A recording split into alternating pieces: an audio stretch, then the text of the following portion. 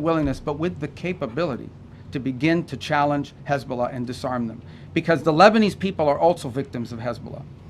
And by the way, on the topic of Hezbollah in Lebanon, who is behind Hezbollah? Why do they exist? They're an agent of Iran. If you go through that Middle East and you identify every problem, Hamas, Hezbollah, to some extent the Houthis, obviously, and others, behind every one of these groups is Tehran. So apart from the nuclear weapons, apart from all these other things, these guys are behind all the bad actors. Hezbollah is a wing. It's an extension of Iranian desire to destabilize the region. So we're very committed to this process. It's not going to be easy. You're asking me a complex question. You know this has been going on for a very long time. It's not going to be easy. We're going to do everything we can to make sure that both sides continue to talk so that progress can be made on some sort of permanent ceasefire that isn't constantly spoiled by Hezbollah and by Hezbollah violence. Right in the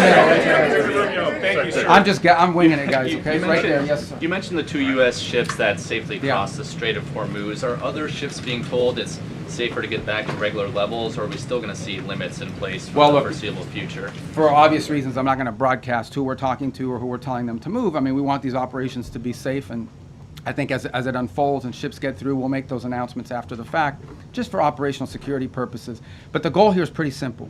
Establish a zone of transit that is protected by a bubble, the United States, both naval and air assets, and then allow ships who want to move through there and get to market, to begin to increase confidence in the ability to do so. That doesn't happen in 12 hours. It takes time to set up that bubble and gain that confidence, but that's the goal. We have been in touch. We've been in touch, I don't know, with a bunch of different liners about moving, and we're hoping to continue to improve the security situation, and we'll start to see some of that movement, and we'll announce it as it happens after the fact. We're not going to be like broadcasting, hey, tomorrow at 12, ship X is going to be coming through, for obvious reasons, because that degrades the security. But we feel confident we're going to be able to achieve that. Look, it's not going to solve the whole Straits problem. It's going to solve a lot of it, but it's important to challenge what Iran is doing now. Guys, again, I wonder if you take anything away today, and I can't tell you what to write, but Iran cannot be allowed to normalize this control of the Straits. It's completely unlawful, illegal. It's outrageous. And every country in the world should be joining us and condemning it and doing something about it. But the United States has stepped up and is trying to do something about it. Regarding Colombia, Mr. Secretary, we've had several tourists. I'm sorry. We'll see if we get to Colombia today. Go ahead. You guys have an election now. Why don't you wait till after your election? Mr. Secretary, Tom Michael Ross with Daily Mail. I was curious about your meeting with Southcom earlier. There was a picture, a map of Cuba behind you. What did you discuss with Southcom about Cuba? And do you have any updates on? I'm not going to tell you what I discussed with Southcom.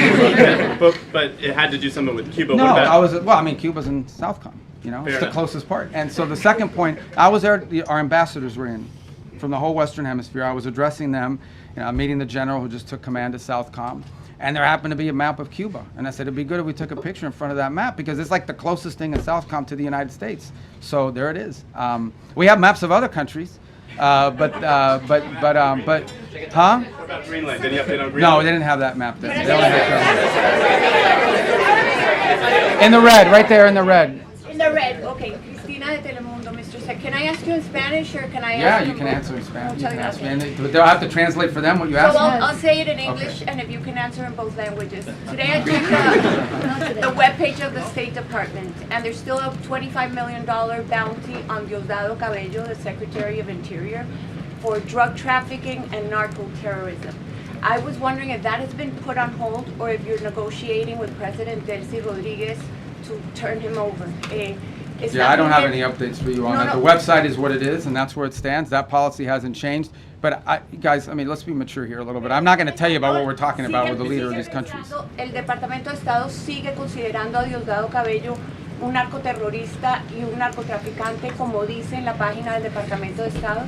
La política de Estados Unidos en ese tema no ha cambiado, y cuando cambie te dejaremos saber. The politics of the United States on that, the policy of the United States on that topic hasn't changed. When it does, obviously we'll inform you, but I don't have any news for you on that today.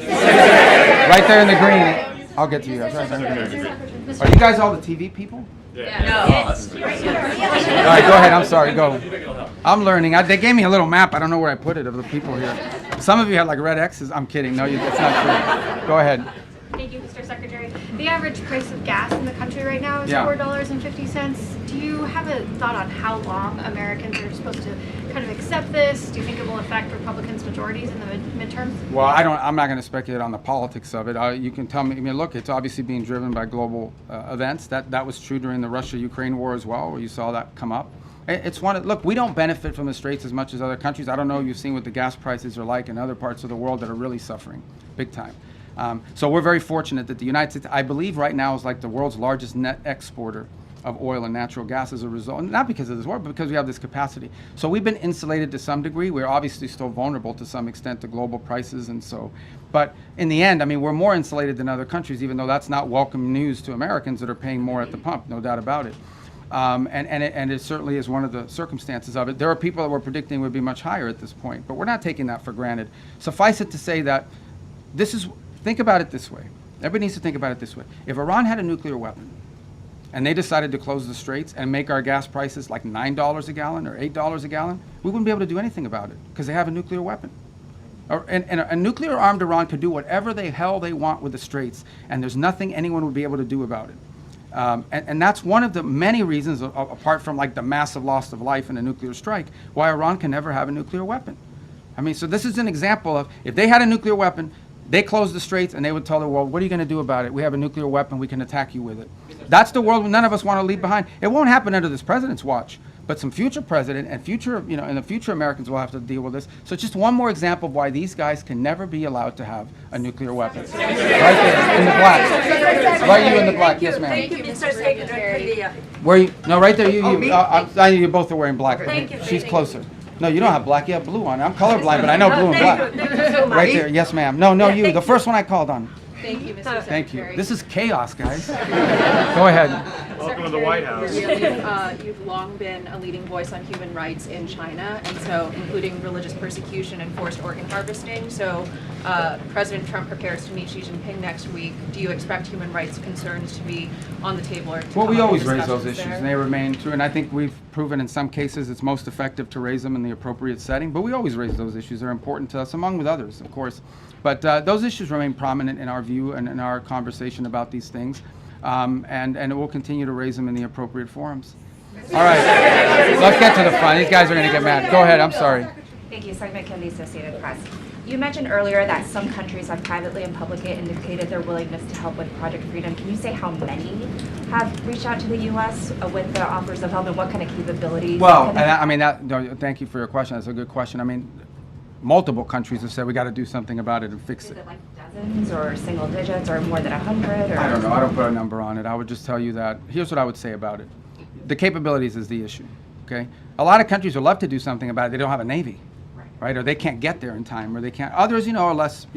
That some unfortunately do have a navy are saying, oh, we'll be involved, but we'll be involved after it's over. Well, after it's over, it's kind of like that makes sense. So, we'd like to have it. Now, there may be some utility in a post, closure mission. I'm not downplaying that, but I think that's been the challenge. But there are other ways they can help, unique ways that they can help. And I don't want to get into who these countries are for obvious reasons, because they are prepared to help us in certain ways, but maybe don't want that publicly disclosed for no other reason than it impact their foreign policy. It could have some domestic ramifications. But ultimately, I don't want to mislead you. The primary responsibility for this Project Freedom is on the United States, because we're the only country that can project power in that part of the world the way we're doing now. We're the only ones that can do it, and we're going to do it as a favor to the world. Understand this.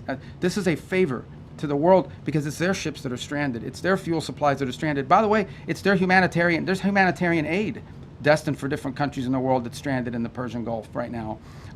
It's the fertilizer that they need for their food and crops that's stranded in the Persian, not our fertilizer, their fertilizer. So we want to be helpful, and that's why the president stepped forward, because we're the only ones that can. Frankly, we're the only ones that can. Mr. Secretary, on the rising oil and gas prices, the president has said that this is a small price to pay for getting rid of a nuclear weapon. But 10 weeks in, are we any closer to getting rid of Iran's nuclear material? Yeah, but look, here's the way to think about Iran, and this is what I described at the very beginning of this. What was Iran's plan? You have to understand what their plan was. Their plan was they were going to build this conventional shield where they would have so many thousands of missiles and drones and rockets that they couldn't be attacked. And behind that conventional shield that they were trying to build, they would then break out and do whatever they wanted with their nuclear program.